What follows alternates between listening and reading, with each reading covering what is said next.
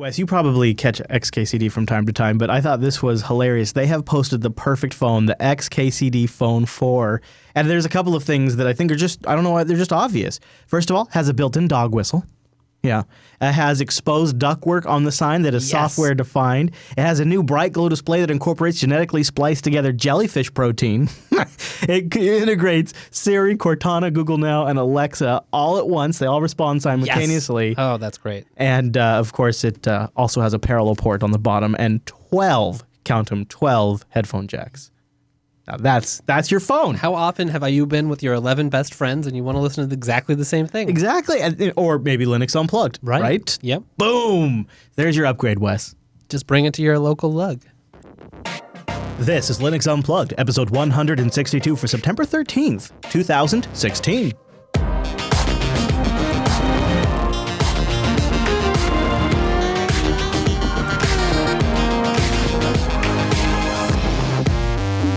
Whoa, welcome to Linux Unplugged, your weekly Linux talk show that's going back to school.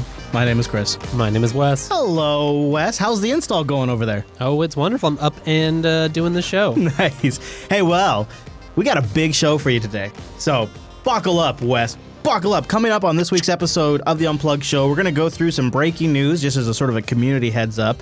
We're going to talk about a drone that also doubles as an Ubuntu desktop PC. Apparently also, speaking of Ubuntu, they're getting attacked for being copyright pirates or something like that. I'll tell you about it coming up in the show. Nextcloud's got a surprise in store. We've got some really interesting open source projects we want to highlight, some updates to cover, some digging around on getting rid of that Intel spyware, aka the management strong firmware. Words from Chris over here. I know. Plus, I had to fix a keyring bork this week. I'll tell you about my keyring bork. We also have jets flying overhead right now as we record the show. To do great honor to Linux Unplugged. Sending your USB devices over the network. A follow-up on making Linux look a little better. We're going to talk about in the context of the Loki review. You hear that? You hear that thing? Wow. That's for the show. We'll talk about the state of Linux desktop customization. And then we have a very important email to get to. We have a couple of good feedback items. We're going to do something we haven't done for a while. We're going to reach into my mail sack, and we're going to read some really great emails. Yes. Yeah, some stuff that people have probably been wondering. So we got all of that coming up in today's show. But you know what else we've got, Wes? We've got a totally locked and loaded Mumble Room. Time-appropriate greetings, Mumble Room. Time appropriate. How's it going? Listen to that. Hello, guys. Boy, it's great to hear all of you in there. And welcome back to Popey. It's been a long time since I've heard Popey's charming voice. It's good to have you here.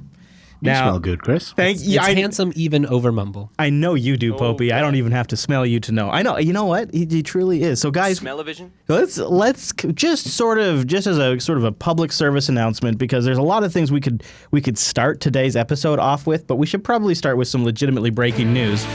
This is CNN Breaking News. So there is a 0-day vulnerability right now that could lead to total system compromise for MySQL.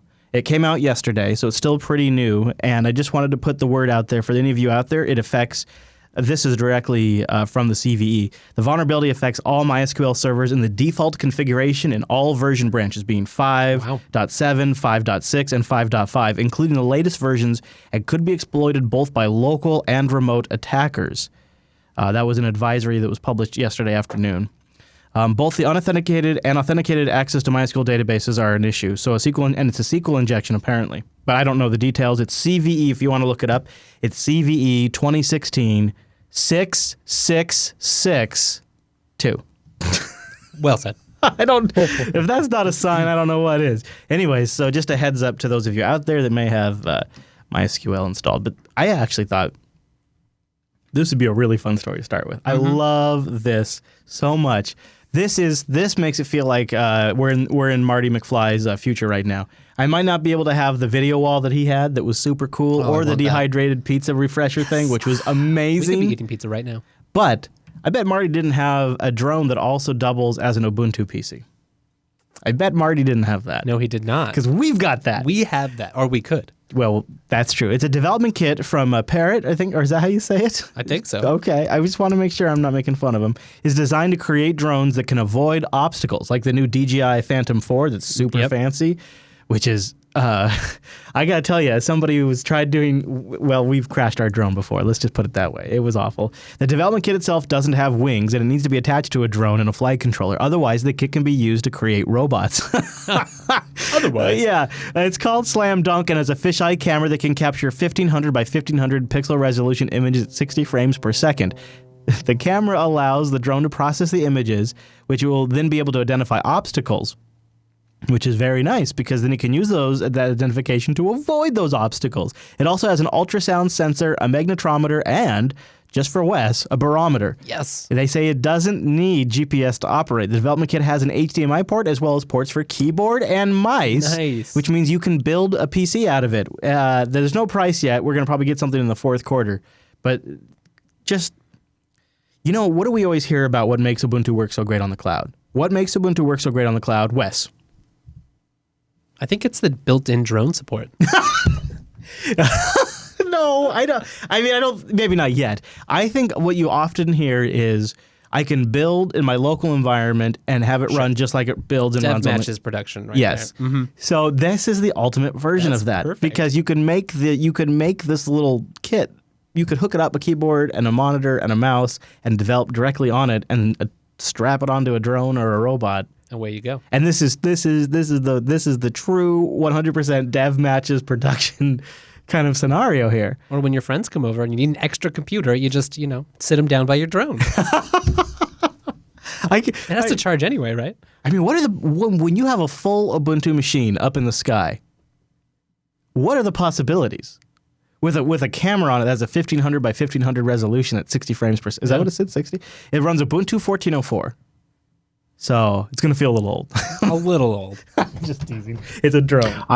I want to see, like, the diagram in the blog post shows a keyboard and mouse and a screen. I want to see someone running after the drone with a keyboard and mouse and a screen. Oh my God, trying to yes. use it. Or like a really long USB cable so that way you can go open it. I think it's a super neat example too of how Ubuntu can be used on a range of devices that are actually approachable by consumers. So somebody who really had an inspiration could go out and get this stuff eventually, at least. Yeah. In the fourth quarter, it looks like. That's it's neat. The first time where it's the in the clouds is legitimate. Whoa, no, that's good too. Oh, I haven't thought of that. You guys are on top of it today. Okay, so while we're talking about Ubuntu, let's talk about this. The Ubuntu torrent was removed, from Google using the infringing, DMCA takedown. This horrible process where big companies outsource to these third-party contracting firms who go out and do these massive sweeps of the net, and then they submit these huge DMC takedown requests. And maybe, of course, or perhaps Hollywood is. Hold on a second. Full stop. Perhaps Hollywood is telling us something. Maybe the robots run Ubuntu. Oh. Yeah, so Ubuntu 12.04's LTS torrent was taken down because apparently, according to Hollywood, it infringed on Transformers Age of Extinction. That was the Ubuntu release that came with Transformers Age of Extinction, right? Just pre-installed? Yes. Starts right on startup? Right, yeah. It's in that example content. Yeah, exactly. Yeah, and I just, if this isn't just such a great example, taking down open source software like this, like what a broken system is this? This couldn't be worse. There's an even better example of why this is broken. Last week, Warner Brothers ordered Google to remove several sites from its own websites because they infringed their own copyright. And right. They had the Batman, Dark Knight, and Matrix stuff yanked out of Google search results for their own sites. Boy, I don't mean to take this down a notch. Take down your own stuff. Brilliant. What happens when they start taking down other legitimate stuff accidentally? Right. Where's this stop at? Well, Google aren't, going to put any real effort into checking this because they get millions of these things a day. So how, nobody can be. It'd be nice if they could charge a fee. If you want to take something down, you have to pay X amount, so they can't just generate a bunch of bogus requests. Mosenrath, you have an idea of where it stops. Yeah, when you sit there and you think about it, what happens when they take down someone else's stuff? Then lawyers show up. Remember how you were discussing lawyers? I don't know which show that it was, but it was in the past couple of weeks. The lawyers will have a field day if Warner Brothers accidentally manages to take down something by, say, Fox, or something by just some other company, any other company. Let's just say it was something that involved, say, Microsoft, for example. Microsoft would say, oh, you decided to impinge upon our ability to make money through legitimate means. Well, we have a few people that would like to talk to you. Snap, snap, the shark lawyers show up. Sure. So basically once they start picking on somebody their own size. Yeah, well, Well, it's not a matter of picking on, because remember, as you're saying, this is pretty much a blanket sweep, right? So it's not a matter of picking on. It's more like, because I have size 13 feet, so I got to be careful where I step sometimes, because if there's little kids around, I could end up stepping on their feet. Now, what happens to someone with size 13 feet? On someone else's feet, who also has size 13 feet, but they're hostile. That's an interesting analogy. And you just came up with that on the fly. Yeah. That was damn good, sir. what size are your feet? Yeah. Maybe he's probably got big feet. He's been thinking about that. Yeah, that is a good way to put it. That is a really good way to put it.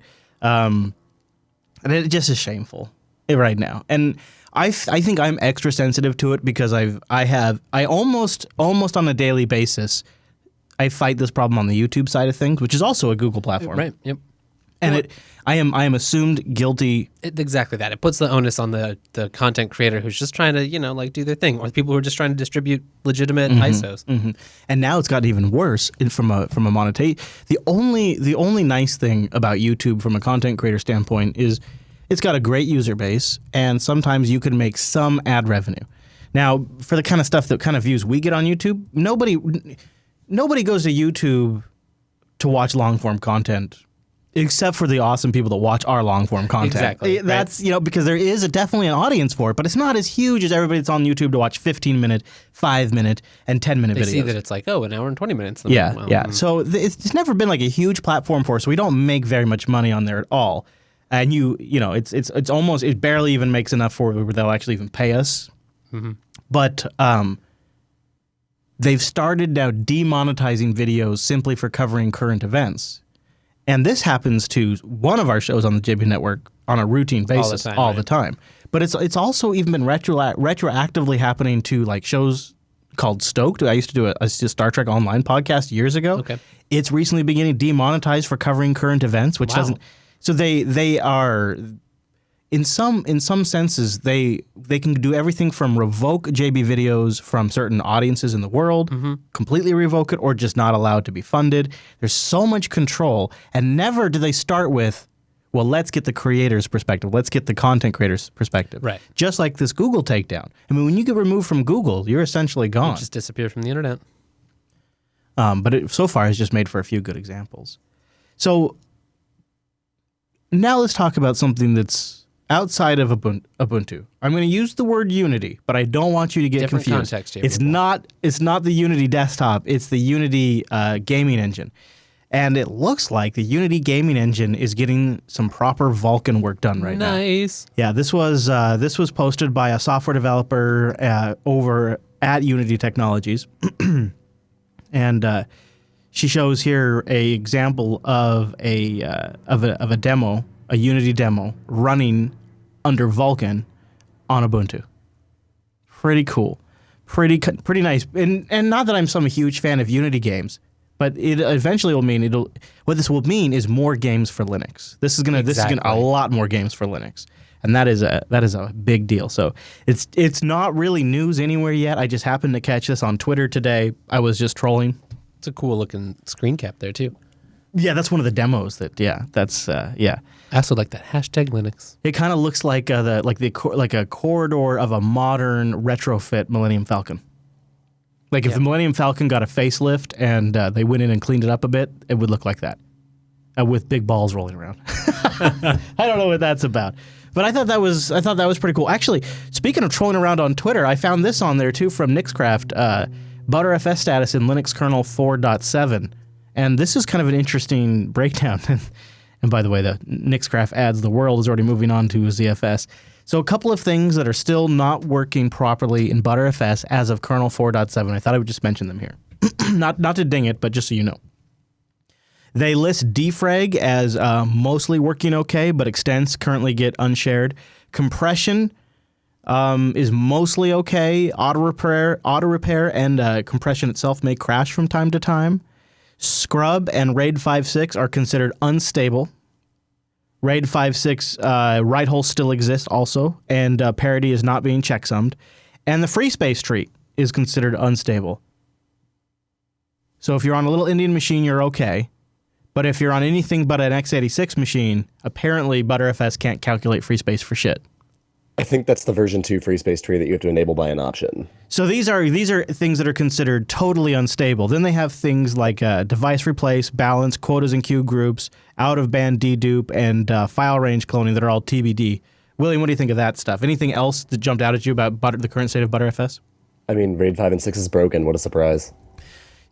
Yeah. To some extent, like, we've kind of known that for a long time, that it wasn't in a great state, and it never really has been fixed stability-wise. And I think that right there, your sentiment is my point.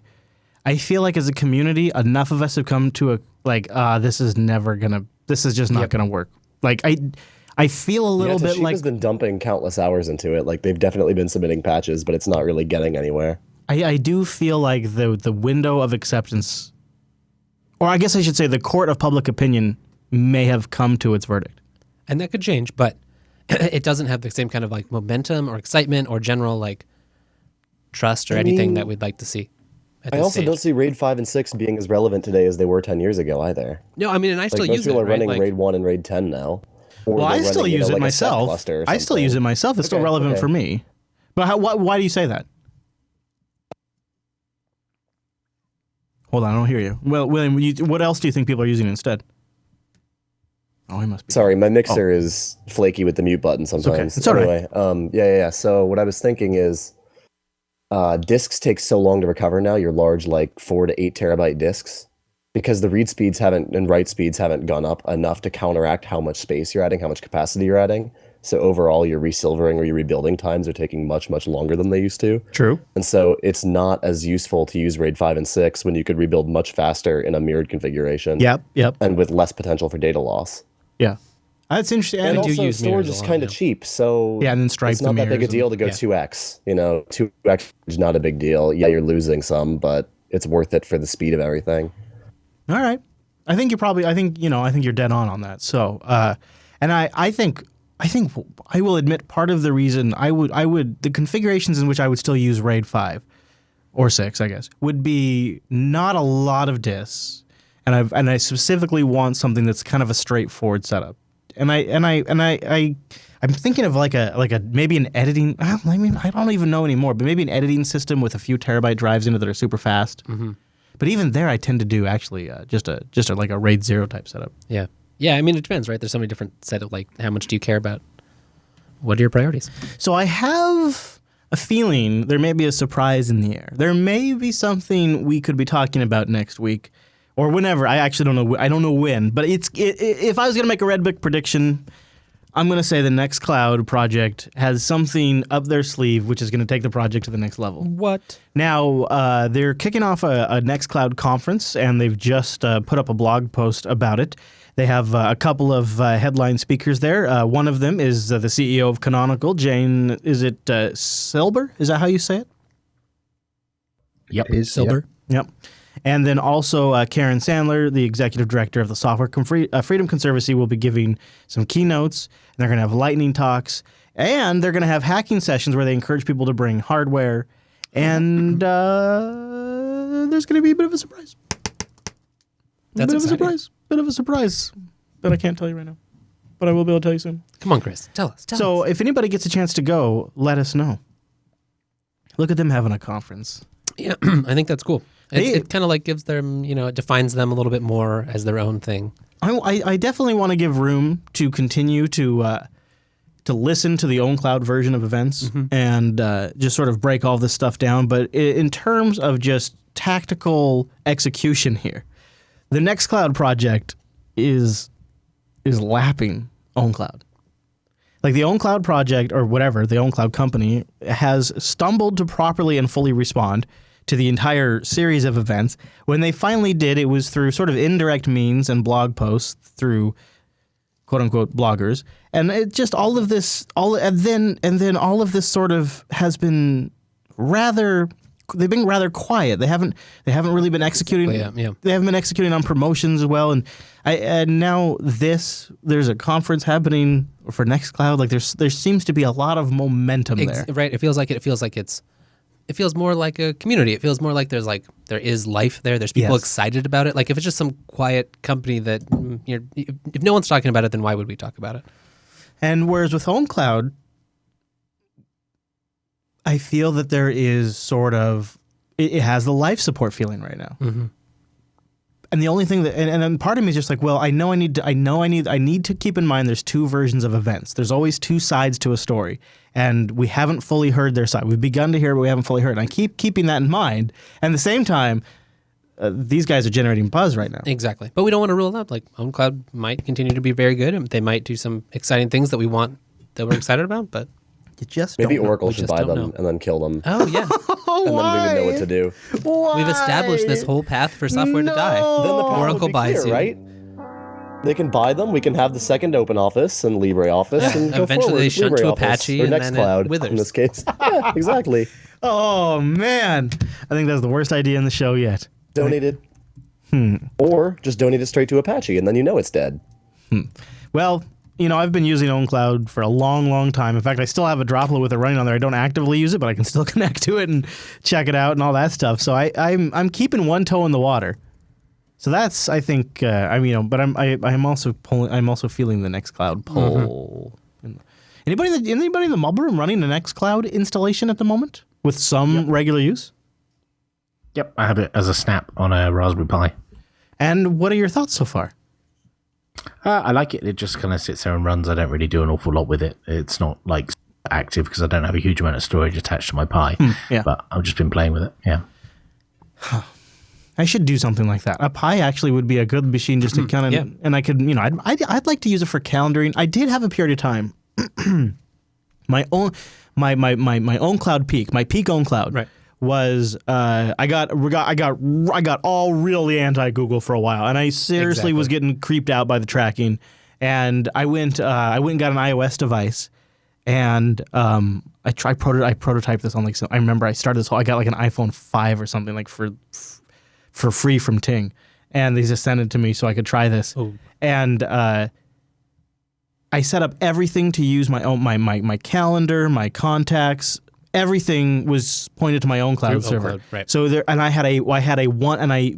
didn't use Google search. I had a 100% Google free iOS device. This is a little while ago now. Yeah.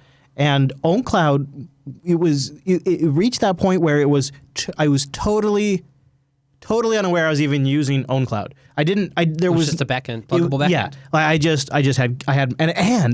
syncing with my desktop, my GNOME desktop, nice. so I had calendar events on my That is phone. nice. Yeah, and never once was I ever having to manage the OwnCloud server. I just got everything set up once and it worked, and it was a pretty cool experience because I didn't use Apple services and I didn't use Google services. Yep. And so if I ever get around to getting that Ubuntu phone going, I might set something just like that up. Oh yeah, using that's a Nextcloud. great idea. Yeah. But it would be nice. It's like it does seem to work really well for that kind of stuff. It's just when you're using it for that, and then the urge to use it also for your syncing. Maybe if it had better support for just being strapped on top, kind of as a layer. Yeah. I would use it more. Yeah. Wimby, are you still playing around with a Libre Vault? I am. And how is it going so far? Well, I haven't done anything significantly different from when we last spoke, but it's still working. That's good. Although Mark from Ubuntu Podcast contacted me over the weekend because he was doing some testing and he ran into some issues actually getting the thing to run, and there was a couple of bugs introduced in a recent update. So, but file issues on GitHub, and the developer's very responsive. So I was about to ask. That's kind of a good test right there. Yeah. So I'm going to pick up with that. I've had a pause on that because I've been busy with other stuff. I'm going to pick up on that next week and put it through its paces a bit more, and hopefully look to move something important over to it. My challenge is I've got about 4 terabytes of data in total that I'll be syncing using whatever I end up using. Wow. And one of the things I definitely noticed with it was a major issue with BitTorrent Sync is because that data set is so large, it was essentially constantly just working to recalculate the hash on the files, re-index, and by the time Just it got maintaining state. yes, Just churning. so I had to have I had a dedicated machine. Still like your do root actually. I just- still do actually have a dedicated machine. It's a VM, but it's a dedicated machine with allocated resources just dedicated to that task. And so I don't know how LibreVault's going to handle that, but that'll be one of the things. And that's the unfiltered show notes are just huge. It's just a huge, huge set of data, and I haven't even released all of You it. should be like the testing bed for syncing solutions. I will be. It's unfortunate you can't use SyncThing because they have an iNotify solution, which would reduce the polling of the files. Well, I don't know how LibreVault does it, so then maybe they're using IO Notify they too. do. Yeah, they could use iNotify. I would hope if they're Linux focused. Yeah. Well, there's the wrapper. What's the lib something? Oh, really? Well, that does KQ and other stuff too. Yeah. Yeah, it is. If I have a dedicated machine, it's manageable, and I just have it off on a set of disks. But that may be changing in the future, so I will be revisiting that. Either way, you know what? I will have it all running through a DigitalOcean droplet. That's how I do my cloud component to this. This is when I ran OwnCloud, and if I try out Nextcloud, this is what I'll be doing. And when I do a LibreVault deployment, I've had a sync thing on DigitalOcean for like, I don't know, 2 years now. It's just always there. I just assume it just sits there. It's always on. It's great. you know where the light went off for me? So DigitalOcean, you can get a droplet for $5 a month to do this. This is a $5 droplet. Especially if you're not doing, you're not transferring tons of stuff all the time. You just need it to kind of sit there, and when you need it, it's there. And if you use our promo code DO Unplugged, you get a $10 credit. So I the light went off for me when I decided it was time to do a couple of regional servers to help people that are downloading our unfiltered files just get it a little bit faster. So I sort of kick it off by seeding in their location, and then other folks, other audience member in those areas pick it up. And of course, using BitTorrent Sync and now currently, it sort of becomes its own CDN. And so my transfer isn't that crazy because everybody that's part of the swarm is also transferring the files, right. But yet I'm able to serve them up at local speeds at $5 a month. That is awesome. It is great. It is so great. And as I switch over to LibreVault, which I suspect I will, I'll just essentially implement the same exact setup. And they have templates, which makes it super nice. They also have snapshots, which is great before you make a big transition like I'll be making. And they have an API that allows me to automate like the rebooting and the managing of these systems really easily. And I can just use apps that have already been created by the open source community. So check them out at digitalocean.com and use our promo code DO Unplugged. They're all SSD-based storage. They have block storage you can attach as you need it. So as the unfiltered storage grows now, I can add that, which makes being able to seed it with all of the content, the entire back catalog now, much more possible, which is going to be super nice. And something else that they are sort of drawing everyone's attention to is high memory droplet pricing. High memory droplet pricing. It's easy for me to say. It's high memory droplet plans that offer large amounts of RAM, which is super really cool. handy. I mean, I'm talking like when I say large amounts of RAM, I'm talking like 128 gigabytes of RAM. Or holy crap, 224 gigabytes of RAM. Damn, that is nuts. DigitalOcean, and then combine that with the SSD-backed block storage. And they're using Linux for all of these systems. KVM for the virtualizer. I couldn't say more. DigitalOcean.com. Just use our promo code DO Unplugged. You apply that to your account, you get a $10 credit, and you just supported the Unplugged program. Keep us going. DigitalOcean.com, DO Unplugged. And I wouldn't mind to try out one of those 256 gig droplets. I know, yeah. Just for a little while, just an hour or two, play with it. Jeez Louise. I wonder, so what were you talking to me about on the before the pre-show? That what you were talking about with the persistent RAM state, would that work on a virtual machine? It's a good question. It might, yeah. Do you want to recap what it was? Oh, I was just talking about the kernel's persistent memory support for having like a block device in persistent memory. So apparently I had no idea. This is a module that's been available for a while that allows you to convert part of a space of memory of RAM to persistent storage. And so it's meant for dealing with persistent, Is this sort of the back-end technology that RAM disks use to create a RAM disk, or is this beyond that? Is this something else? Similar, but this is developed in theory to support like non-volatile RAM. Oh. So if you have like that bank, I don't have that, but for development purposes as well as other purposes, you can mark any segment of RAM. Basically, you say like leave this unassigned, and then the kernel can make a block device out of it. Okay. And that actually but the content you store there persists after a reboot?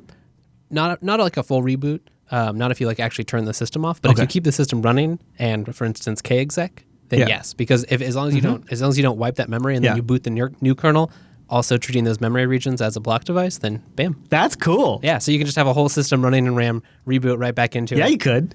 Oh, that'd be fun. So what were you using that for? Not really anything specific, more just playing with it. But in theory, you can. There's a lot of just like speed up use cases, or maybe you just want to have a system who, all your data, you use your disk just for data, and then you bootstrap into that kind of environment off like a Pixie Boot server or something for your root file system. This is officially our geeky segment because I'm going to play off that. And I was just talking about KVM, which I think is the world's best virtualizer. And is that even the right term? Should I hypervisor? Is that what I should be saying? Maybe. Yeah. It is, but this is called Kimchi. It's an HTML management interface for the SOB. So you, of course, probably are familiar with boxes. Mm-hmm. Very nice GUI to manage KVM or whatever. But Kimchi is an HTML-based management tool for KVM. It's designed to make it easy and possible to get started. And look at these screenshots. Here's the login here. And here's where they've got several virtual machines running. Ooh, I like those icons there. Yeah. They match, they recognize distros automatically, and the virtual machines get the distro icon next to it, which is very nice. Honestly, this is so nice. I probably should have kept it as a secret and then done it as like a big segment on Linux Action Show.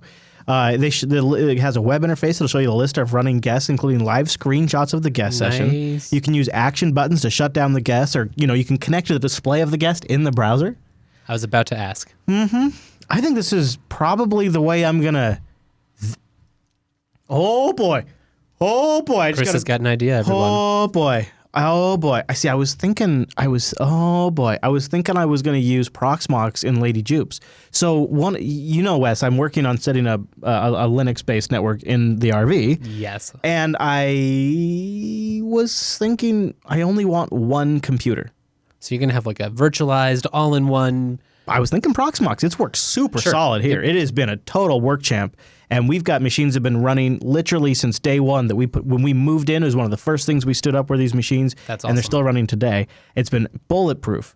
So I was thinking, well, I should just set up Proxmox. But honestly, with Kimchi, it's probably it's a lot easier to just bolt on. I think I would rather do this with like a base server install and then load Kimchi to manage it, because the other thing about it, it's going to be under a couch, it's going to be under a bench sealed up. There won't be a monitor I can get to or anything like that.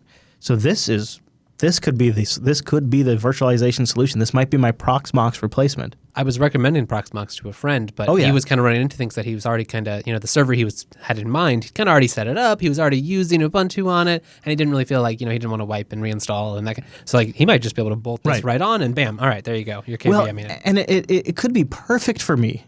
Because I would much rather just have like a base 1604 server install or something like that, and then install this on top of it. Proxmox is fantastic, but it still is a little too free-nazi for me in the sense that it's too much of a pre-built setup. Especially if you're only going for one device, right? Like, so if it's your office and you just stick it in the corner, that's fine. Yes. But when you have the device that, like, in 6 months, you might need it to do a whole new function that Proxmox doesn't support. Yeah, here we have a dedicated Proxmox machine, and it runs in the garage 24/7, and that is the only thing it does. And I just cannot do that in an RV. So this is going to be... I cannot wait to play with it. It's called Kimchi, and we will have a link in the show notes to the GitHub page. So while we're in the geeky category, I wanted to talk about the management firmware that comes with pretty much most Intel machines for years now, right? I mean, I think it's been in there since the Core series, perhaps. I don't know when it was added, but it's certainly been here, for the... But like all things that are bundled with the Intel stuff, they iterated on every single release, constantly adding features. And it is, some people call it like the sort of the spyware, Intel spyware it's proprietary. We have no idea what it does. It's called the management firmware. Is that what it's called? Management engine? Management engine. Thank you. And it does all kinds of crazy things. Like apparently it uses your network connection to go out and synchronize with NTP servers. If you run Windows, it supports functions like syncing your Wi-Fi network passwords to the firmware chip itself. And of course, no source code is available for this. Well, no. And the Coreboot project has been keen on replacing this or getting rid of it. And there's been some experiments by, I'm going to say Trammell? Trammell? Yeah, maybe Trammell. I apologize. I'm so horrible with names. Yeah, and of come course, join us and then correct us. That would be Geez, that would be great. If we could just have a name person on here, I'd be all about that. But you are familiar with his work if you're not familiar with his name. He is the one that created the Magic Lantern firmware. He reverse engineered the firmware on the Canon 5D Mark II. Oh, wow. Yeah. That is really cool. Yeah, I am familiar with that. He's also the guy behind Thunderstrike, which is a proof of concept EFI firmware rootkit for Apple's MacBooks that uses Thunderbolt, and we've covered it extensively on TechSnap. You're probably familiar with some of his work, even if you're not familiar with the name, like I wasn't. And he's been poking around at trying to get around or disable this management engine. And he says, I'm experimenting with what happens if I remove the management engine firmware from the lower SPI flash chip on a ThinkPad X230. I just erase the first 4 kilobytes of its region. Take that. And then Coreboot boots up fine and reports that this has a bad firmware. The management engine has a bad firmware. But it continues on, and Linux actually initializes without any complaints. And then he went to try to remove the entire region of memory, and of course it immediately wouldn't boot at all. But so he's beginning to experiment with what he can poke at and what he can damage in the management engine. I like that. To make That's it unusable, but still to make Linux bootable. Right. Which is kind of a great idea. Yeah, right. What an interesting approach. We're cracking the management engine. Destroy the damn thing. X230? What's that? Which version of the ThinkPad did he say? X230? Yeah, it's the X230, ThinkPad X230. Oh, so I wonder if he can still do that with later models, because I've heard they are locking down the management engine more and more and relying on it. Yeah, more there's and some more for boot discussion about process. that in the thread, I believe. So I'm kind of curious if the X230 isn't the best representative model for this. Oh, interesting. I didn't know that. And, I mean, in some ways that might be true for actual production solutions, but in other ways it allows him to poke at this and actually be able to see what kind of results and proceed. So in some ways maybe it's good, but in other ways it means it's not applicable to people that are getting newer ThinkPads. Yeah, that's good to know. In the good to know column, have you ever had to enter in like your keyring password on the GNOME desktop? Sure. Yeah. Yeah, or maybe I think this probably apply to Unity as well, or Ubuntu Mate. I'm not sure. I mean, yeah. I don't know actually. Maybe I could ask Wimpy. So the GNOME keyring is that on the Mate desktop? Yep, it is. Okay. Yeah. So I had a very privileged thing happen to me. It is one of the best things that's ever happened in my life. Is I had other people build a computer for me. What? I had to pay for the components for my own Bitcoin, but I had your own treasure. I had other people assemble them for me, mainly the Beard and Noah. And he created. We covered the machines. We sent. This is months and months and months and months ago. And he even installed Anagros for me. He set up Noah. He set up Anagros for me. He set up real nice. Installed a few apps for me. And set the password to something generic and said, all right, have at it. See you later. And I said, thanks, sat down, started using it, and I opened up Chrome, and I got a keyring prompt for the password. I typed in my password that he had set, and nothing happened. Wrong password. I typed in other variations of generic passwords I know Noah's used from time to time. Studio. Nothing happened. It was at that point I realized I don't know my keyring password. Screw it, I don't care. It won't be a problem. Right. Well, turns out I began setting up Nihilus N1. Okay, yeah. Am I saying Nihilus? Nihilus N1, the mail client, trying to set up my own server, get all that standing. Interesting. And N1 specifically relies on the GNOME keyring to store your credentials for Google. Yeah. And so because I could not unlock my keyring, I couldn't use set up N1. And so then I had to set off on a mission. I was on a mission now to be able to solve this problem. I didn't know what I could do because I didn't know what the password was. And the only way to change the password, obviously, is to provide the previous password. Yep. Can't do that. And I don't want to reload because the machine's freaking perfect. Except for this one thing. Yes.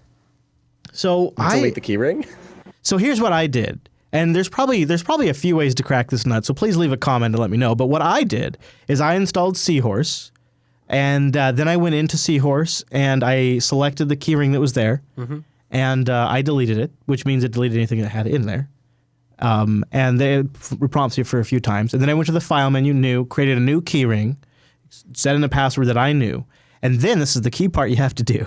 After you create the new keyring, you have to right-click on the new keyring and say Set as Default. Yes. And then go reconfigure the applications that were trying to store their keyring credentials So I then went and reset up N1, and then it prompted, and actually because I already had my keyring unlocked, everything just worked. Yeah, it just worked, right? So I have links in the show notes, but Seahorse was the keyring manager that I decided to use, and I have a brief description in the show notes if you ever I've run heard into good this. things about Seahorse. Yeah, Has it worked well? yeah, and you know why I was trying out N1 is totally. This is not really related to I was gonna Seahorse, ask. but N1 has totally kick-ass Keybase I/O integration. It really does, yeah. Oh, have you played with it too? Yeah. Yeah. You should follow me, and I should follow you on Keybase and all that S, because I'm Chris LAS on Keybase.io. Okay, beautiful. And that I have been getting some emails this week that people have been using and I needed a solid way to Oh, respond. they support it very nice. I was Yes. actually quite impressed with that. Yeah. So did you go for the Pro? Did you stand up your own server? Yeah. No, I decided I'm trying both. I'm Okay, still I'm building really my own curious about server, this. but I also so this week I have been getting a lot of emails for Unfilter that are encrypted. I'm like, I need a way to do You gotta this. support this. Yeah, I gotta. So I went and bought Pro in the meantime, but I actually already have a droplet set up where I've already started to, but I just didn't have time to. Sure, It's sure. all moving Yeah. very fast. It's been a busy week. But damn, if that ain't a sweet integration, and it totally beats Enigmail or whatever you call it in Thunderbird. Mm-hmm. And yeah. Anyways, keybase.io/Chris LAS. And what are you on there? I You don't think know? I'm West Payne. Let's look. Jeez, Wes. No, I'm Noble Payne. I'm Noble Payne on there. Oh, okay, there you go. Yeah, so I've been enjoying Elias in that sense, and apparently it also is super vigilant about tracking when people read your emails. Have you noticed this? Yes, so they have this. I think that's a Pro only feature. They have like the built-in support for like read tracking and that kind of stuff, so that when they open it, they're downloading something from Yeah. their servers that keeps Yeah. track of that they've seen it. Yeah. Which maybe that's important to you. Well, I'll tell you, it's been interesting because I've been corresponding with an individual from the Linux Foundation recently, and it is interesting to get that bit of information from time to time. It is helpful, I will Sure. say, to get that bit of information. Just a little metadata. And so that was an unsurprising perk of using N1 that I What's thought read the- receipts were like the, it's not even, it's like, it's more than read receipts though, isn't it? Yeah. It's something else. What's the pricing on the Pro right now? Do you know? I don't. Let me go look because it's not cheap. But I was pretty happy with their client though, and it played pretty nicely with In like fact, my work email. I think they make it really, pricing. No, here they go right here. Okay. It's not nearly as much as I remembered. It's $7 a month. But for me, here's why I like this a lot is I have right now over 13,000 unread email messages, and I usually get that down to about 5,000. That's about as low as I ever get. Sure. And so having an email client that anything that can help me search faster, we're gonna actually today in this show we're gonna read email. We're gonna cover email in later on in the show. It's one of the first times in probably a year that we've read email on this show, Yeah. simply because I now have a slightly better workflow to collect email. You can actually look at the email. Yeah. So it's been worth it. It actually has been worth it for me because it's been good for some encrypted communications or GPT encrypted communications for Unfilter. It's been great for corresponding with the Linux Foundation, Right. and it's been great now for this particular function. So I do like it quite a bit. I think it's rather nice. It's bulky. It is not cheap. You can stand up your own server. I'm going to work on that. But right now, I decided to try this because I wanted to use this right away. Yeah. But it also is like, you're using some other background anyway that's probably free. So, maybe there's an angle where you're like, well, is it enough of a thing on top that I would not recommend it for most people, just if you're concerned at all about a third party Right. being involved in your email. Unless you're using Google services, then go screw yourself. You're a hypocrite. All right, I want to talk about something else that's totally unsecure. USB IP. This is brilliant. This is such a brilliant project. This is something that actually could be really great for Linux terminal service project. USB IP is a project aimed at developing a general USB device sharing system over an IP network. USB IP encapsulates USB I/O messages into TCP IP payloads and transmits them between computers. Original device drivers and applications can be also used on the remote computers. So they have, with no modification, they have no idea. So USB storage disks work just fine. Even tools like FDisk and MakeFS and Mount all work fine. USB keyboards and mice, webcams and speakers, USB printers, even and USB Ethernet devices. It currently is implemented as a Linux device driver and available under the GPL. Its I/O performance is enough for practical. It says this is. I think the English is a little broken. Performance is enough practical and local area network for all types of devices, including I/O synchronous devices, without any modification of Linux original USB device drivers. Interesting.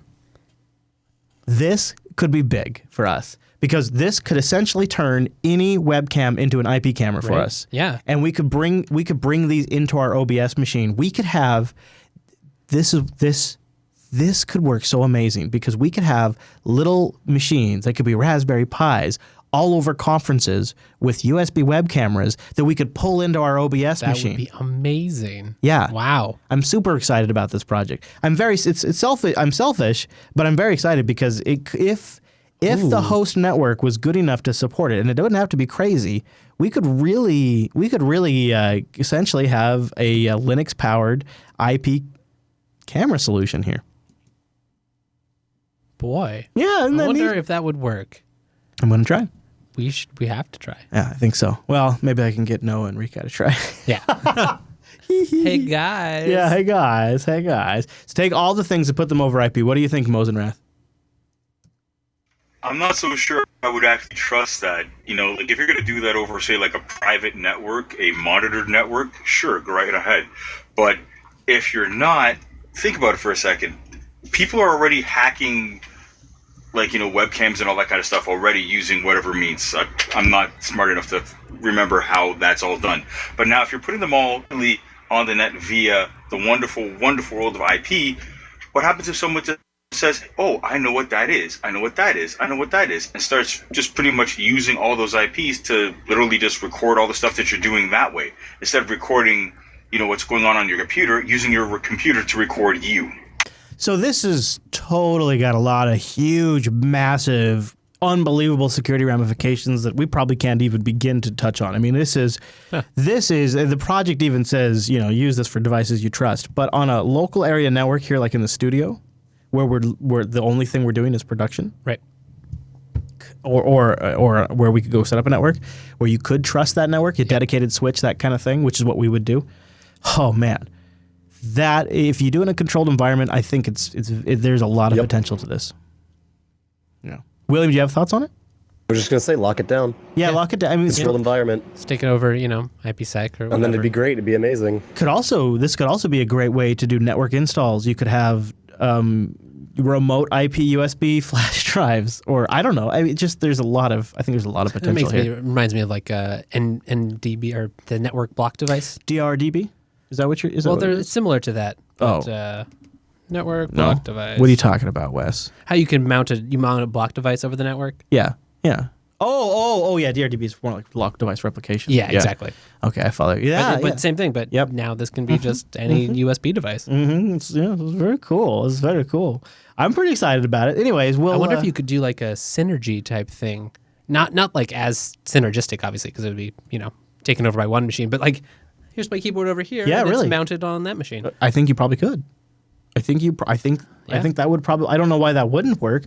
That could be because to the Linux host, it just looks like a USB local device. Right. The software level is just totally this is unaware. exactly the kind of thing about Linux where it's like maybe you have like practical applications right in your mind, but there's just so much fun in playing with it, and there's like so many things that you'll discover like. Maybe it actually is useful to you just because you can do it. I legitimately, on this computer over here, already have a Telegram thread going with Noah talking about how we could use this in production. So we will probably test this and get back to you guys on it because I think it has some serious potential. I am constantly trying to scheme different. I actually kind of blame. I kind of blame Wimpy in some ways, but I'm constantly trying to scheme ways we can come up with cool solutions for using Linux to podcast, and then contribute back to those projects. In User Air 4, that'll come out God knows when, because I'm going on a road trip soon. Cat Dev Random, that's when. But in User Air 4, we talk about some of the technology changes we've been doing on the back end, and one of the new open source projects that Rikai has been contributing to sending patches back to produce User Air. And it's pretty awesome because so far, at least, and I know this will probably not always be the case, but so far, every upstream project we've begun working with for the tools we're using in-house has been damn receptive. That's awesome. And in the case of the tool we're going to talk about in User Error 4 is implementing the patches right away. So some of the stuff that we needed to get fixed to improve playback on Android devices and stuff, he's already fixed it upstream. Wow. And, yeah, it's so That's great. we started in house like, well, we'll patch it ourselves, Right. and then Rekai contacted the developer. And we've had a couple of successes like that now. So, anyways, we'll talk about that in Stay tuned. User Error 4. But it is really cool to be able to take this stuff and say, this gives Linux an advantage in production. Right. Of course, that's the lens in what I look at this. But it is where we're going to build a pretty good list here of reasons that make Linux awesome to do media production pretty soon. And it's going to make the Mac look like a joke. Woo. You know what else looks like a joke? The rest of the mobile industry compared to Ting. I mean, it is... They got nothing. The duopolies, they try to be creative, but really they just want to soak you for every single thing. See, that's not how Ting does it. Ting is just pay for what you use wireless. It's $6 for the line, and then you just pay for what you use. Ting keeps rates simple. We don't make you pick a plan. Instead, you just use your phone as you normally would. How much you use determines how much you pay each month. You can have as many devices as you want on one account. That's good, because when you use more, you pay less per minute, message, or megabyte of data. Your usage, plus $6 per active device on your account, plus taxes, is your monthly bill. Simple. That's what we mean when we say mobile. That makes sense. And then they back it up with fantastic, passionate customer service. You get to talk to a real human being. They stay on the line. I remember when I was on my road trip out to Noah's house and I had a MiFi issue that wasn't Ting's fault. And I legitimately thought at least 3 times, it is totally understandable for this person to bail on me right now. I mean, it's just a human. They could be like, "Listen, sir, it should work. I don't know." Yeah, and I have been in that support role before, Exactly. right? And so I'm like totally understandable, and legitimately they stuck with me the entire time, and I was so damn impressed with that experience. But honestly, I don't often talk to the Ting customer support because they just have a great dashboard. The control panel really Web lets you app, manage dashboard. everything, and an app for your phone too. Yeah. It's really nice. And the nice thing about it, I'll just say, you can go in there and set limits on certain people's accounts. You know what I'm saying? Ha! You gotta lock the beard down. He He's just data loves hungry. SMS. They've also got a whole line of devices. They're unlocked. You own them outright. They're yours. It's such like an upfront and honest way to do mobile service. There's no like secret backdoor deals where you have to call up and ask about when you can get your next phone. Agreements or contracts Exactly, or yeah. commitments. It's Early termination fees. none of that. It's gone. You just got to go to linux.ting.com. That'll take $25 off your first device. Or if you bring a device and they get CDMA and GSM, it'll take $25 off your first month, which will probably pay for the whole damn thing depending on how much you use. So just start by going to linux.ting.com. And a big thank you to Ting for sponsoring the Unplugged program. All right, so Wes, you and I were sort of kvatzing recently. Is that kvatzing? Is that about the state of desktop customization? I gave Loki a pretty good review in 434. I think it's got a couple of rough spots, but overall it's a pretty polished desktop, a unique product. Yes. But from a customizability standpoint, that's not its strongest standpoint. It's not where it's really. That's not where you go. If you want to have a really custom experience, there's a lot of other options. There's the Plasma desktop. There is some great themes for the GNOME desktop. And it's interesting because different distributions make it easier or harder to accomplish this. And if you look at distributions like Arch, Yep. there is easy access, but there's no direct tools that allow you to necessarily implement those themes. Right. You look at distributions like Ubuntu Mate that come with the tweak tool that allow you to choose a general layout, which is an overall interface paradigm, but not actually a theme tool itself. There's separate theme tools. Right. But they're sort of predefined, preset. You have a box in which you can play.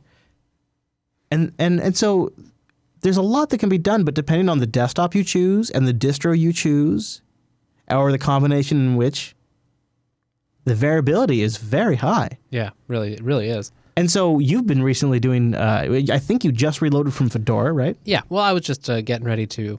My laptop has been polluted by all the various things we've tried here on the show. No doubt. So I thought, like, well, let's reinstall, and I can kind of want to redo some of the partitioning to better, have better space when I do want to reinstall like 6 operating systems at a time to give them a shot. And I was just thinking about it. and it's not like my main workstation. It's kind of like my on-the-go laptop when when I'm out and about and don't need serious power or anything else. So it's not crucial. It's not like, the one I spend all my time on. And I was just thinking about it. It's like I'm very comfortable installing Arch. I like installing Arch, but there's kind of that last layer of like picking themes, choosing them, remembering like which directories I need to stick them in so that they'll be picked up by the right programs. Even things down to like customizing my Vim setup and that sort of stuff where it sometimes it takes me a little bit to get going, and there are just some things about Antergos in particular. In this case, I was just thinking, I can get like a really nice desktop where I can still customize everything I need to, right? Like there's not crazy things installed by default, but I'm up and running in a thing that looks beautiful, and like I'm not ashamed to have next to my wife's MacBook. That's an interesting criteria. And I don't usually do that. I'm not saying that's like what I will do, but I follow you. But I feel like when you say it was easier, was it because it just came pre-installed with Numix, or was it something else? I think so. I think it's more just what we lack is that sense of design in a lot of ways. Like Elementary has it, right? And that's kind of one of the things that sets them apart. Other distributions have it too. But especially in like the Wild West of Arch or some other places, I feel like it's, you see like the Unix porn subreddit and that kind of thing. And there's a lot of good examples there, but it really is something you have to figure out. If you want something that's non-standard, but you want it to look nice, you really have to figure it out for yourself. And there's like such a huge array of different possibilities.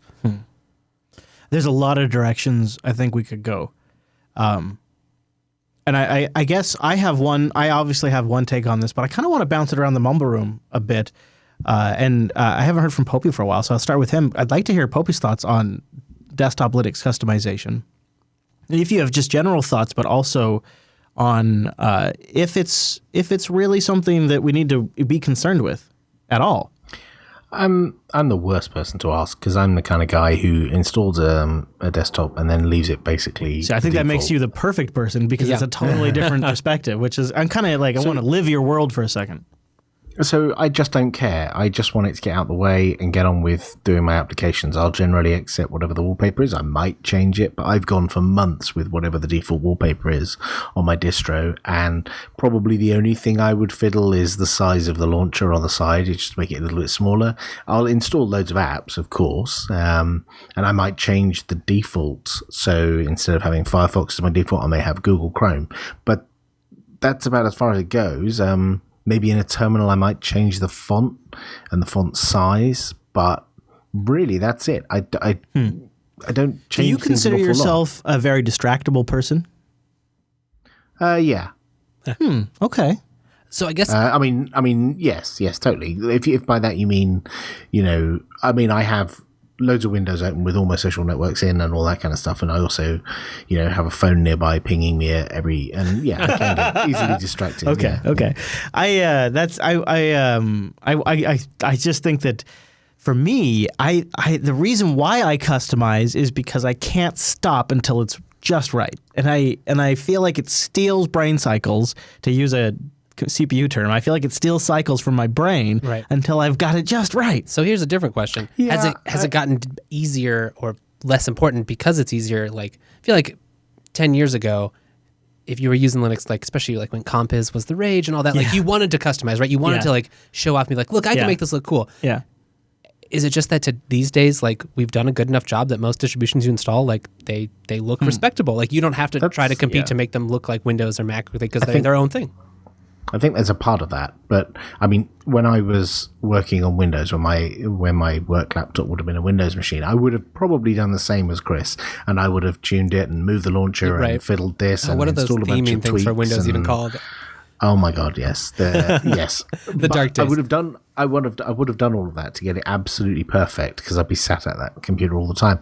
Nowadays, I actually just accept most of the defaults, and I find that's fine. Like I have a Windows 10 machine that I do that's mostly gaming, but I do a bit of surfing when it happens to be booted into Windows. Sure. And I don't change that at all, other than move the launcher to the left-hand side because that makes sense. What kind of barbarian has the launcher at the bottom of the screen consuming vertical real estate? That just sounds insane. So I move the launcher to the left, and that's it. Job done. Job done. That's that. I like it, Popey. That's a good perspective. Now, Mr. Sipes is in the mumble room, and you had a chance to look at Elementary OS. What do you think about a distribution that really focuses on we're going to just make it look right out of the box and call it good? You stole the words out of my mouth, Chris. I used it this past week, and it is freaking awesome. I'm the guy, I'm kind of like you. I try to tweak everything to make it just perfect, and until then, it's not right. And I popped into Elementary, and once I got my head around the keyboard shortcuts that are slightly different than Unity, I was pretty much there. There are a couple of things which I got back to the team about that I think are just little bugs maybe that could be squashed and make the experience even better. But man, like their defaults are like dead on, and it kind of made me upset. And I hate to do this while Popey's in here, but it kind of made me upset because Elementary has the polish and has the out of the box experience that at this point I really wish that I got that same feeling when I popped up Unity 7. Oh! You're entitled to your opinion, Ryan. All right, fair enough. Now I want to give Ryan. I think if I could sum up my last review about Elementary OS, it is the default configuration in which my ADD mind can relax and I can just get work done. Yep. And I think if I could have just said that, if I could have probably summarized the entire review. Just get rid of that last episode. But North Ranger is on the opposite side of this spectrum. He says, screw just let it just sit there and don't tweak it. The tweaking is the beauty of the Linux desktop. Is that right, North Ranger? Yeah, and my experience has kind of grown, I think, with the way the Linux desktop has grown because, way back in the day, I vaguely remember messing with, Favoom and then OpenBox on Fedora. Red Hat at the time was, actually kind of settled into I just want it to work during the Ubuntu GNOME 2 days. But when the when the Unity split happened, I kind of checked out on desktop Linux for a while. And it was about, I want to say about GNOME 3.12 or 3.14 when I really jumped back in. But even though I liked the way that the GNOME folks were handling things, I still wanted things to work a certain way, so I went down the extension rabbit hole, man. I probably have about 30 GNOME extensions installed right now. Oh, don't know what that's like. Nothing. And I tell you, the beauty, I think, of the system that is available, particularly on the GNOME side nowadays, is how programmable it is. I had a great example of the screencast extension that allows you to record your desktop. Yeah. And I didn't like the GStreamer settings that it was using. And hey, it's just a JavaScript file. I could go in and mess with it. And I thought that was awesome that it's not only the look and feel, it's actually how the desktop works. Awesome and terrifying. I agree. Well said. I actually thought you were going to come at me with the Plasma desktop. Minimec, I want to give you a chance to jump in. Go for it, sir. Yeah, especially on small screens, I would love that all the desktop environments would have an auto-hide or IntelliHide top bar. Because that top bar takes space, and it's space lost for me. Yeah, that precious vertical space, because all our screens are now 16:9 or widescreen aspect ratio. So vertical space is at a premium. Now, there is one voice that's been absent so far, and that would be Mr. Wimpy. And like it or not, Wimpy may be sort of the face of traditional desktop on Linux.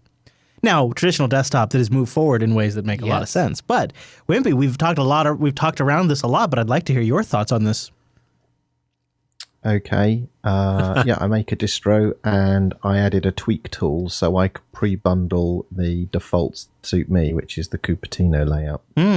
So when I installed Ubuntu Mate, so you do customize it. You just build a tool to just automatically build it to do what and the I rest of us to get do. to benefit. Yeah. That's one way to do it, I guess. Yeah. So there are tools, but then there is the practical matter of getting the themes. And I think this is not a Arch Master Race thing. I just think honestly this is where Arch probably pulls ahead is the AUR has all the best themes. It really does. And the simple fact of the matter is you can do pack AUR -S GTK -theme -arc enter, and you now have the best theme available for the GNOME desktop. You didn't have to Google for a PPA. You didn't have to make sure it was the right PPA. You didn't have to add it to your software repository. Yep. You didn't have to add the key if you needed to. You didn't have to refresh your source list, and then you didn't have to issue the install command separately. It's already done, and you've already configured your GNOME desktop to have that theme. It is legitimately one of the best distribution when it comes to choosing a theme because it's just in the AUR. And I think that's one area where I've really enjoyed Cinnamon and the Plasma desktop is in their theme selector. They just download the themes for you. I feel like, because that's one of the things about themes, I guess, that I would from before is that it feels very much like there's not a central index. There's not a lot of like, and if someone knows, like, is there a good like 2015, 2016 really good guide about how to theme Linux and all the different options and where you go and what are popular themes and where to look for those things. I feel like it's kind of like something you gradually learn. You have to know Linux people who know what good themes are, to listen to Chris Lass's, very good opinions about them. Well, thank you. So it's nice if the AUR is kind of one of those places where like you have like blessed themes. Well, or if you have in the AUR at least you can type in GNOME theme, search, and then search by votes or popularity and get a good idea of which themes people are installing. Yes, it provides like something like that. That's a nice, for people that like to tweak their desktop, that's an inherent advantage. But Mr. Sipes says he has the ultimate solution. Yeah. So here's what I say. I say that that Canonical hire Wimpy and hire the elementary team, and they work really hard on making things customizable, but also really nice and polished out of the box. What do you think of that, Chris? You think we should pressure them into doing that? I actually think what we should do. We'll all buy Ubuntu phones if they do. Ryan, if we're going to play that game, I would say what we should do is start a campaign within System 76 to ship one of their laptops with elementary OS. That's what I say we should do. Oh, boy. Or Mate. Or Ubuntu Mate. I would say that. No, I think honestly... I think really there is a certain design choice that should be made for the traditional desktop. Obviously, that's something that Canonical has gotten some flack for in the past, and the switch over to Unity 8 is probably going to reignite that debate to some degree after it happens. But I actually, and I'm not going to put words in Wimpy's mouth, but in my opinion, the way it seems to be working is Canonical acknowledges the existence of the Ubuntu Mate project. It is an official flavor. They have extended invitation invites to Wimpy to go to things like the Snap Sprint invite. It kind of seems like the ideal arrangement for end users at this point because Wimpy is able to manage his project as a independent project and make decisions that best benefit it and its user base while basing it on a technology stack that is not only aware of the project's existence, but working amicably with that project. I mean, it seems right now to be sort of an ideal arrangement. And I mean, I wish the best to Wimpy. If Canonical offered him a great salary, go for it, Wimpy. But I think, Wimpy, you have something kind of unique in your hands. I was just saying to Wes before we started the show, and you kind of mockingly reshared this or jokingly reshared this on Google+. But the sentence that stuck in my head was the Linux distribution of the year. I mean, the year's not over yet, but there are only so many distributions I would put maybe in the top 3, and Ubuntu Mate is there. And I think you have a good arrangement now, and I think that's just my opinion, but I think it's one of the best distributions of the year so far. Yeah, sadly not the best. It sounds like Solus. Right. There you go. Yeah. Well, Ike's been working hard. He's been working hard, and he did spend some time here on the West Coast. Yeah. I don't think he sleeps. No, he doesn't sleep. He's actually been able to So in 5 years, he'll explode, and then you guys will be... Somehow he's even been able to ship the Mate desktop for Solus. So now who knows what could happen. That's good to see. That's good to see. All right, so I want to move forward. We have some follow-up and feedback to get to, but I would like to hear your thoughts out there about well, actually, Ryan, did you have thoughts on Polish before we move off? Yeah, the thing that gets me is whenever I was using Elementary this past week, and I've used Mate before, and the thing that I come back to is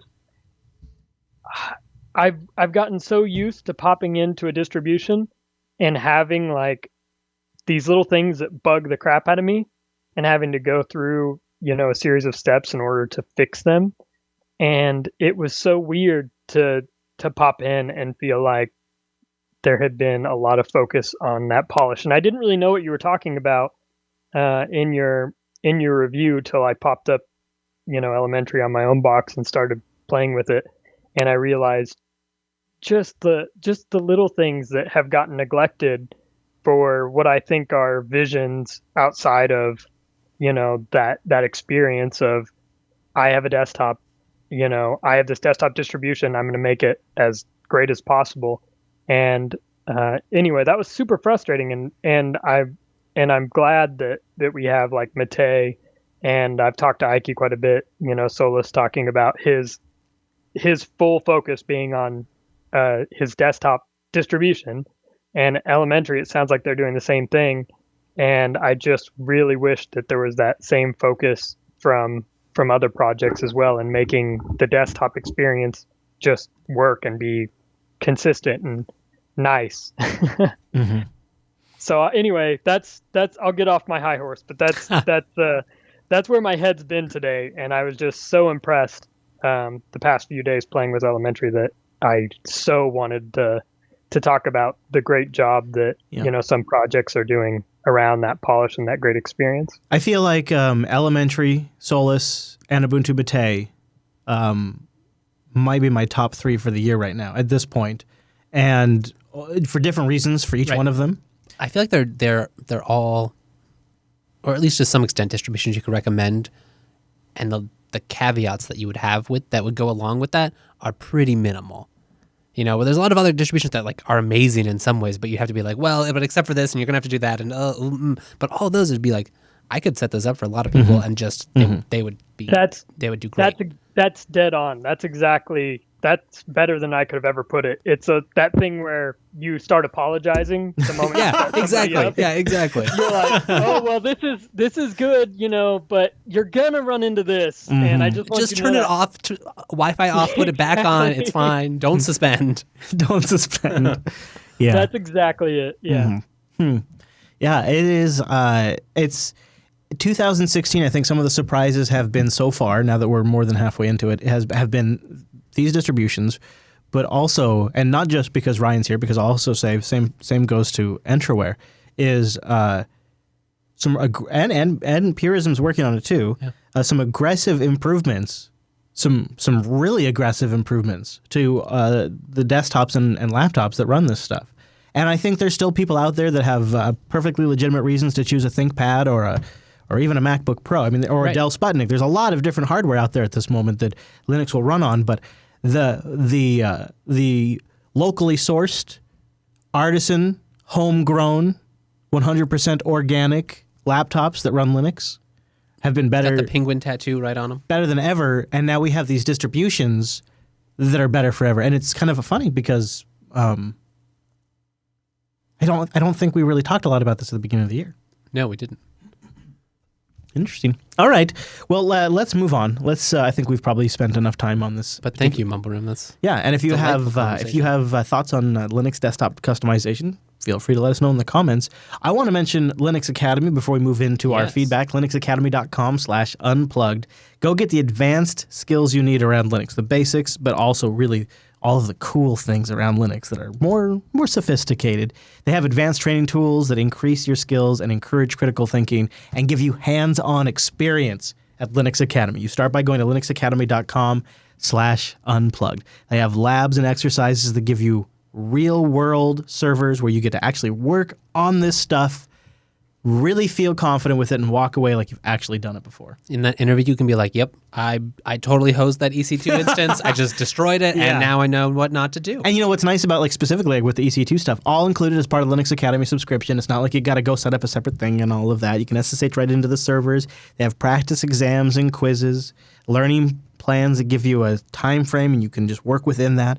In fact, if you're busy, they have availability planners that'll sort of work with you on your days you have available and set up reminders. It's a super cool system full of Jupiter Broadcasting community members and created by Linux enthusiasts. I think the big thing for me is, like, even just outside of the JB community, the amount that I've seen people jump on the Linux Academy bandwagon is amazing. Like, yeah, it's getting big. Old school admins, just the whole gamut of people who use Linux. I've seen just like they're getting really big. The people who use Linux, they know about Linux Academy because it's made by people who use and love Linux. It's high quality stuff, and they're getting bigger and bigger all the time. Exactly. It is pretty neat to see them grow. linuxacademy.com/unplugged. All right, so this is an email that came into the show from Storm77. He says, warning, they may use Pro 5 Ubuntu manual that we linked to last week. Suggests formatting the external SD card. Hi, hello, hello there, hi there, hello. In an episode, A Real Pain in the Flash, LUP 161, you added this manual to the show notes, and he links to the PDF. By the way, he says, in the TWRP section on wiping the device, it also selects the micro SD card. This is the external SD card, not the internal one. I saw it in time, but just letting you know, I almost formatted my 120 gigabyte card. Just wanted to prevent anybody else from running into this. The backup is also incomplete, so I wrote a small tool to back up the entire flash onto an internal SD card, and he links us to that too. And he says, give Wimpy his regards. Well, that's just great. Isn't Thank you that for nice? the warning and Yes, likewise. the tool improvement. That's amazing. And it's great that you're doing that. I think you should let us know more about your experiences going forward. Wimpy, can we get an update from you? All fine, going well, thank you. Eagerly awaiting OTA 13 in the hope that Bluetooth is specifically Bluetooth audio is resolved for my device. I thought literally you were going to end it with all's going well, thank you, done. Yeah. I don't ask you about your phone, do I? Mm-hmm. Yeah, I was. In fact, I'm going to cover OTA 13 a little bit in the next week's episode of Linux Action Show. Whoa! So check that out. Uh-oh. Yeah, check that. No, it's all good. It's good. I think it looks like a pretty great update. So I'll just talk about that a little bit in the next episode of LAS, which I'll be honest was pre-recorded. I know. No. I'm going on a little road trip, and so we pre-recorded that. But so I do happen to know the future in that we talked about that new update. So Bluetooth is what Wimpy's looking forward to. It sounds like. Yeah. Which is, yeah. I'm a whole bunch of stuff I'm looking forward to, but that in particular. I'm going to keep asking you, Wimpy, all the time because I'm living vicariously I'll try and be through better you. prepared in the future. This is his revenge for you asking about when the Librem was going to arrive. Is that what? I forgot about that. That's fair, I suppose. Yes, I think I was doing that for about 6 months. Then. Chris, you need to buy something so we can bring that back. You should take mental notes, Wimpy. You can take, and I'll just ask you next week. Actually, I just really want to know. Yeah, I'm that's so true. on the Me too. precipice. Yeah, exactly. Paul writes in about Ubuntu Touch, Wayland, and the Nexus 7. He says, with all the talk recently about Ubuntu Touch and KDE, have you seen plasma-mobile.org? You talked about Wayland and how good that will be to have, but on Arch with GNOME 320, it's already available if you just check out your gdmcustom.com file. Finally, it's rumored that there will be a Nexus Pixel 7 this year. If that happens, do you think Ubuntu Touch would be released for it? Keep up the great shows, Paul. So, Mr. Popey, can I pick your brain on what is the process when a brand new piece of hardware ships? What's the impetus to get Ubuntu Touch on that device? I got to imagine it starts with somebody picking up a piece of hardware. Yeah, for the most part, they're community ports, so you've got to have A, someone skilled in doing the porting, and B, they've got to actually have the device. Yeah. And then third, the real killer is time. They've got to have time to actually sit down and do the port. And when you have a never-ending supply of Android devices coming and people, saying, hey, I want this one next, this one next, it's actually a never-ending supply. And we need more people to get involved in that, because it's just, there are more devices out there than there are possible people who can port them. I would imagine. So it's a small team, but yeah, generally pick up a device and get the source code for the kernel and all that kind of stuff, and then start the porting effort and follow the documentation, basically. So far, and this could change over time, but it seems like the way it works is when a device reaches a certain critical mass, which it can sometimes be a year or two after its original release, you start to see enough community members coming together to work on that device, like the Nexus 5, for example, or other devices where there's just it's kind of nice in a sense because it gives a device of yours a second life, but at the same time, as the community grows, I would expect that might scale a bit more. Right.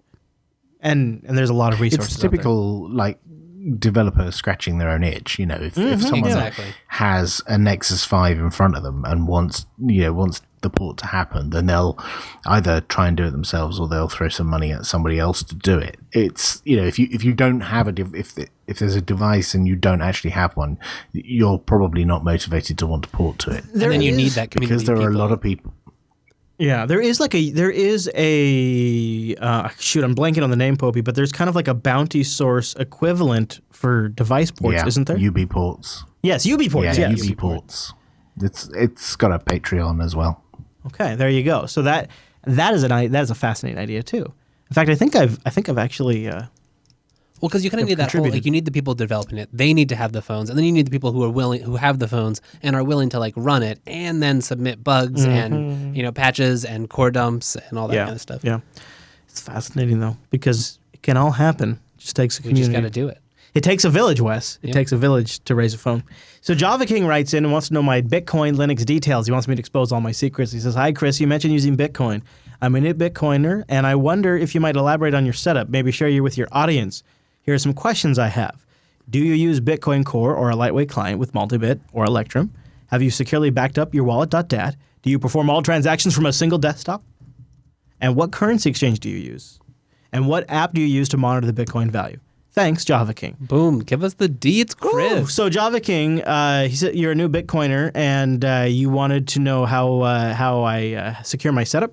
I'd say my first step is don't tell people how you use Bitcoin. That's my first hint. Because that is the worst thing you could do. But since I am here, it's out. I am here at your service. I am here for you. I will expose myself. So I use Electrum as my wallet of choice.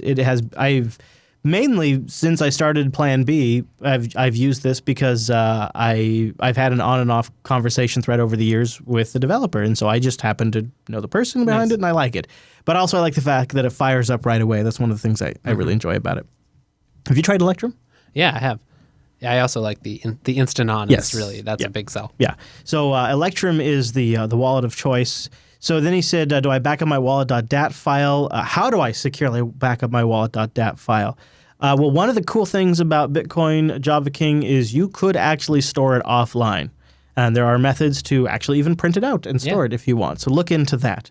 Do you perform all transactions from a single desktop? Yes. And I back that directory up. What currency exchange do you use? I'm lazy. I use Coinbase. Yeah. What do you use? I also am lazy and use Coinbase. And I've also talked to the people behind Coinbase before, and I know them, and I like them. So what desktop app do you use to monitor the current Bitcoin value? Well, I am apparently a masochist. I use a GNOME extension. And so I have a GNOME extension that works all the time. So right now, the Bitcoin price, as we record this episode, is at $609.64 a U.S. greenback. This morning, it was at $611, and so I made a small Bitcoin transaction on behalf of the Jupiter Broadcasting. Well, my Bitcoin, but I purchased something for the Jupiter Broadcasting Network because I made the guesstimate that that's the high for the day, and I need this thing. And so I kind of watch that, and if I know there's something that the network needs, I watch that on my desktop, and I try to make my purchase in the point where it's at the highest value of the day. And I have so many Bitcoin bookmarks that I also check, but I like Bitcoin average. That's the one I was going to say. Bitcoin average is just the one I would go with. Have a little pin tab with that. Check out Bitcoin average. We also have some Bitcoin functionality built into JBot. Oh yeah, that's right. Yeah. And if you want to follow news, the Bitcoin subreddit's usually pretty good. You can go there and check that out. Bitcoin's still hanging around. It's hanging around. And Noah is actually still mining Bitcoin to this day. Oh, is he? Yeah. Wow. He does. He has some dedicated rigs to it. Wimpy, do you mine any Bitcoin anymore? No, it's a fool's game. Yeah, I agree. I agree. I think Noah gets the power for free for some reason, and it's like from this like this building overall payment that he makes. I'm not even sure it's worth it for the heat that it generates anymore. Yeah.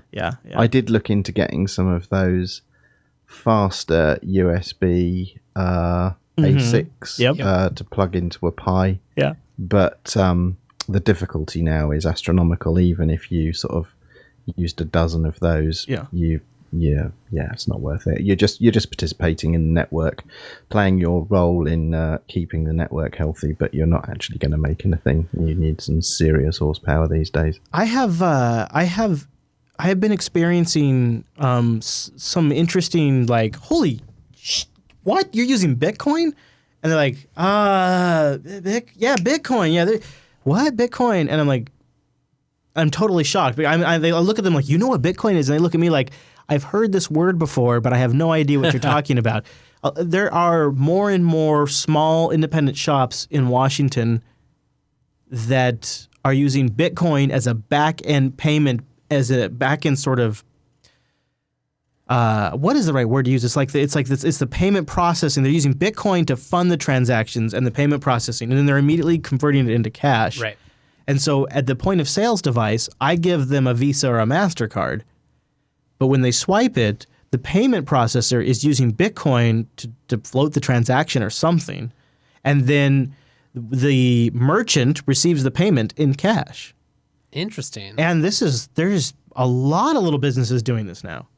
And they have it hooked up to tablets and... Wow. Yeah.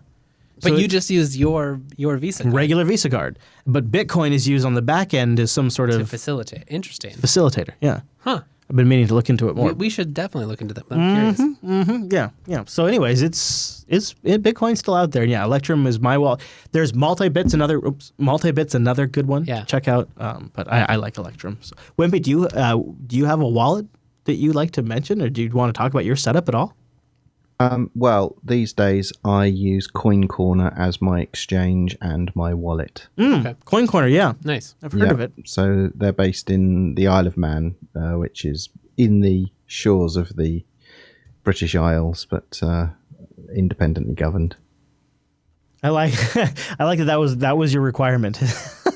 Well, it wasn't a requirement back when I was looking, because I went through the whole, getting out of Mount Gox before that all. I mean, and even when that was like the only reputable exchange around, it was always a heart in mouth moment whenever you did any kind of. Yes. Gosh, it was. Oh man, it was just awful.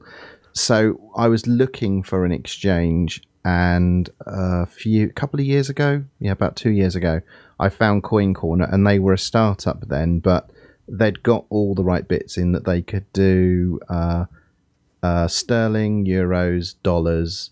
They'd got all the necessary financial approvals. They'd got a sensible bunch of people behind them, and I switched all that over to them, and I've not looked back since. They've been a really good service. So they're much like Coinbase, but that they are in this part of the world, which was kind of important for me. Sure. That makes sense. And of course, our Bitcoin expert, Popey, any Bitcoin update from you? No. Seems like I think he wandered off to bed. Nope, he just doesn't have a Bitcoin update, I think. He just doesn't have one. He's counting all his Bitcoins. Yes. Yeah. Filthy rich bastard. All right. That brings us to the end of this week's Unplugged. If you would like to send us an email, go to jupiterbroadcasting.com/contact. You're also encouraged to leave feedback wherever you watched this, or visit the subreddit, linuxactionshow.reddit.com. And man, would we love if you showed up live. jupiterbroadcasting.com/calendar. And also, shout out to the Linux Gamer who may be joining us next week on the Unplugged program. That's right. And don't forget, tune in live at jblive.tv. And if you'd like to join our virtual lug, go get Mumble and then bang Mumble in our chat room to find out more. We'll see you back here next Tuesday.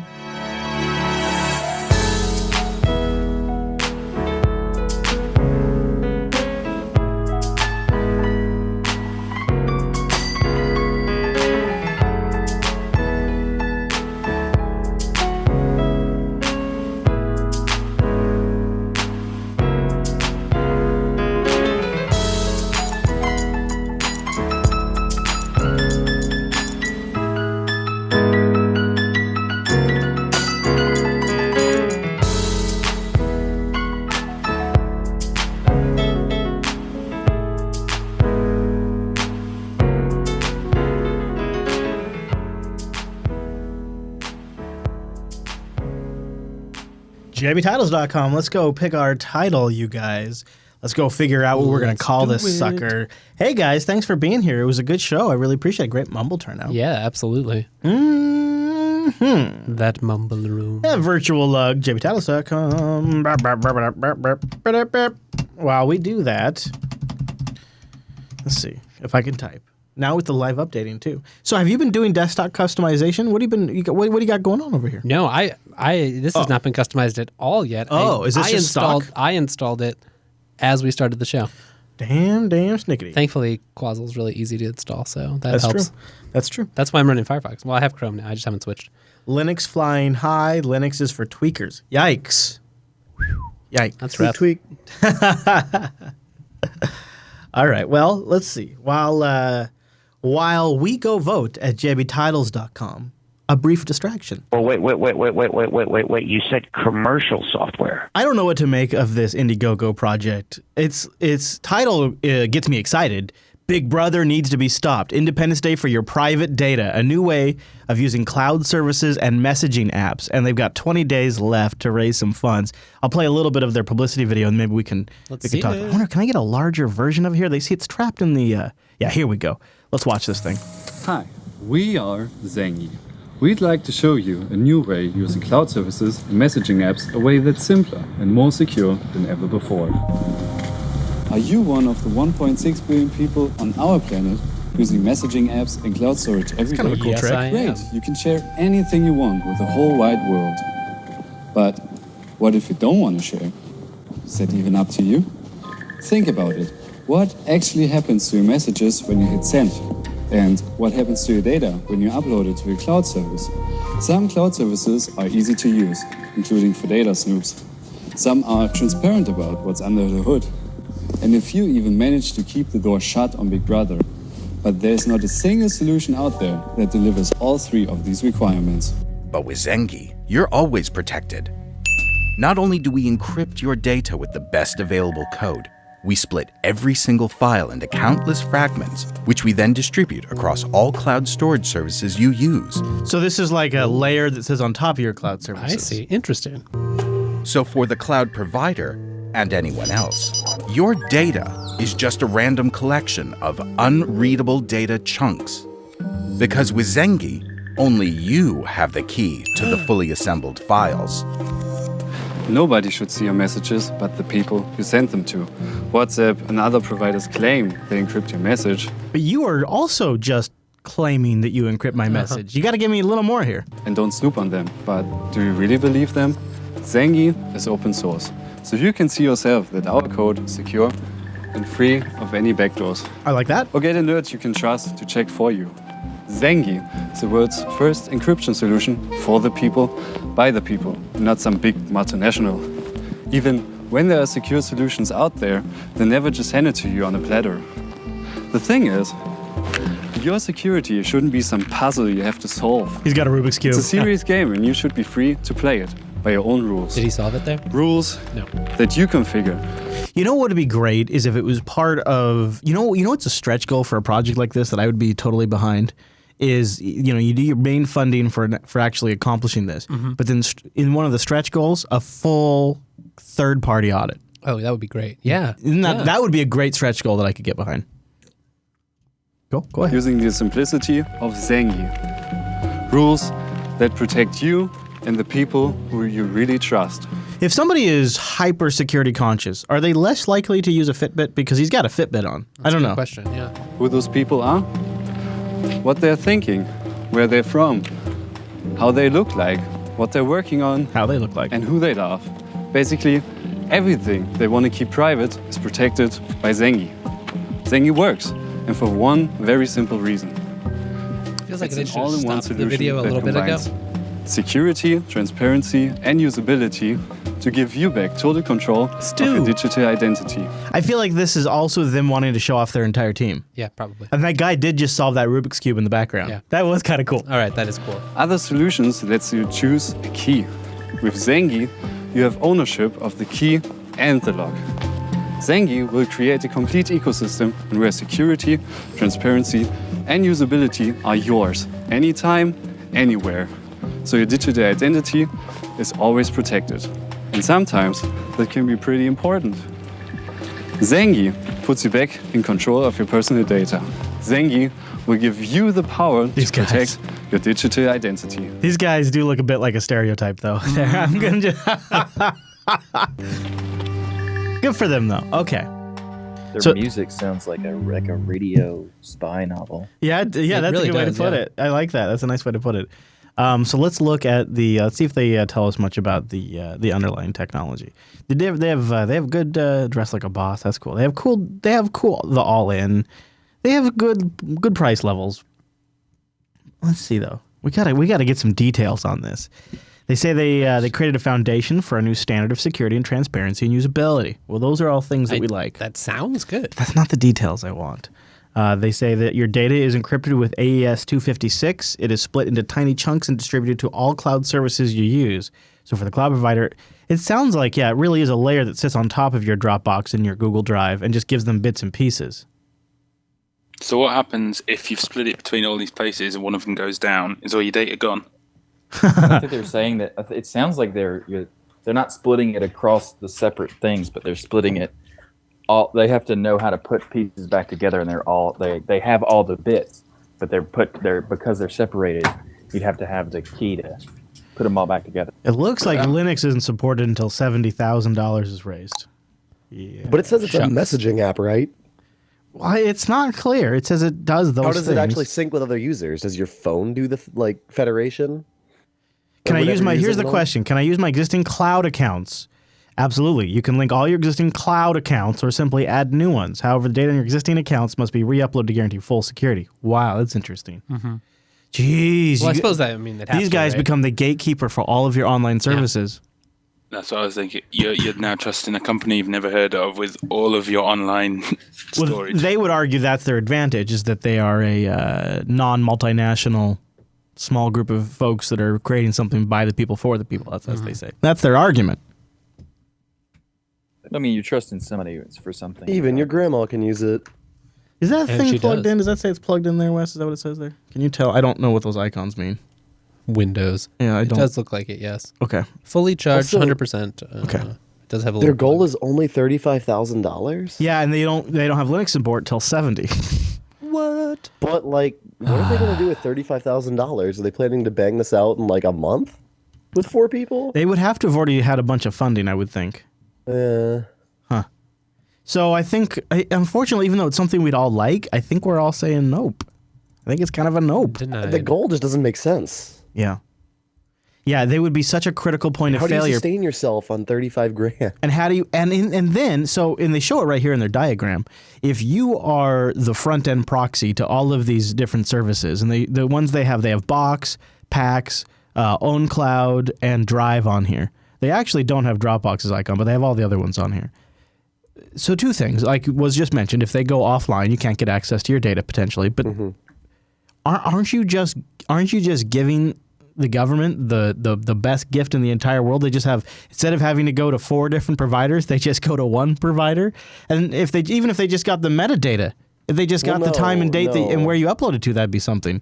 I mean, this seems like this is one place to serve a national security letter to instead of 4 different places. Even if it's not getting the data, even if you're just getting the time and date the user logged in, the IP they logged in from, and the amount of data they uploaded to, and the services they went to, that's valuable information.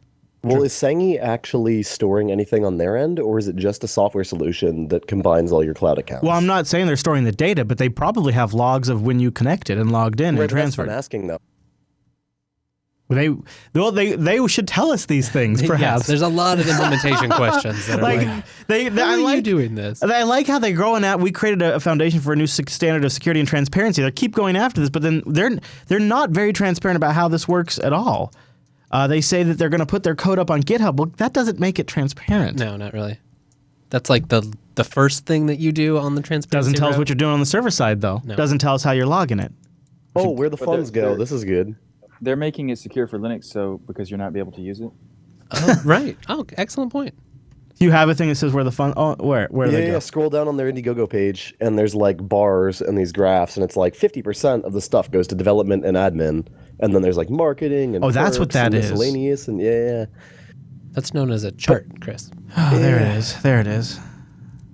But still, that's at $100,000. $17,000 goes to development for your base goal. What? For what is supposed to be a world premiere secure product? Yeah, and it has to integrate with 8 different services out of the box. Yeah. Who's man. Are they like going to take on the burden of maintaining all of those API wrappers all the time? Yeah, boy, that just right there could be a job. Yikes. Not to mention, I'm sure that Dropbox and Google is not super keen to having a third party between them and their customers. Because from Google's standpoint, Google wants to do their utmost, supposedly, to protect your privacy and data. So they're not going to like this. This reminds me of like when you used to be able to use, if there was a fuse layer so that you could store files in your Gmail storage by like split it up into lots of different emails. I think a company should take LibreVault or something like SyncThing and productize it and just say use and sell it as combining all of your computer's hard drives into one online secure storage. Right. No online cloud account, no service, no account required, just uses all of your devices' storage and pools them together in a super secure encrypted way. Why is that not a product that people are selling on Indiegogo or Kickstarter? That seems pretty obvious. Grandma couldn't use it. It's all about grandma. And also, they wouldn't be able to do a subscription service. Oh, you got it. Yeah, that's true.